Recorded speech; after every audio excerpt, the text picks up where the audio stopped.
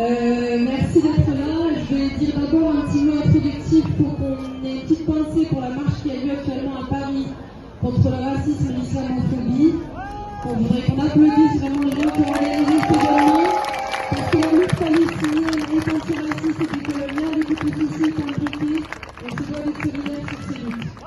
Deuxième remerciement, c'est le mouvement des juifs décoloniaux qui luttent contre l'occupation de la Palestine. Je veux les remercier parce qu'ils viennent déjouer un discours ambiant qui tend à nous opposer entre musulmans, arabes et juifs. Et on est là aussi pour rappeler qu'en réalité on est solidaires au nom de cette cause qui est imbriquée à la question des droits humains.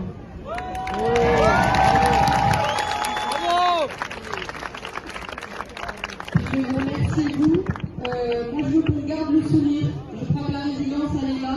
Les Palestiniens ont besoin qu'on garde le moral pour eux. On a besoin de garder cette solidarité, on a besoin de continuer à espérer. Et c'est vous, je ne sais pas si vous vous en rendez compte, mais c'est ces mobilisations qui font tomber les dernières digues, c'est les mobilisations à l'international. Il faut dézoomer, je suppose que vous regardez un peu tous les mouvements qu'il y a à l'échelle internationale. Il n'y a pas un pays dans lequel il n'y a pas des mobilisations pour la question palestinienne. Et on se doit tous d'être hyper fiers de ça parce que tous ces mouvements se nourrissent et s'inspirent mutuellement. Donc merci d'être là.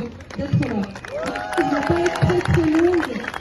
Moi, on marche ensemble aujourd'hui. Je suis hyper honorée d'être avec vous, hyper honorée d'avoir un espace de parole pour le lancement de cette marche.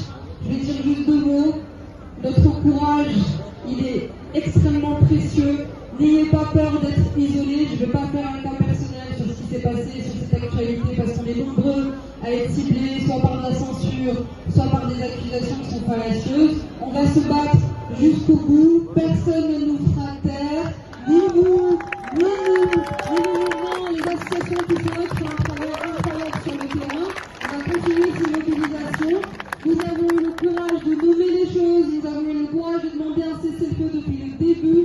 Nous avons eu le courage de nommer le génocide qui est en cours. Maintenant, il faut se battre pour obtenir des résultats qui soient concrets pour la fin de la colonisation, la fin de l'occupation, des sanctions pour Israël qui bénéficient d'une impunité totale et scandaleuse depuis la France qui a Israël. Donc nous devons continuer sur ces combats qui sont très concrets. Et puis je suis très heureuse de les porter avec vous, à côté de vous. Et merci de votre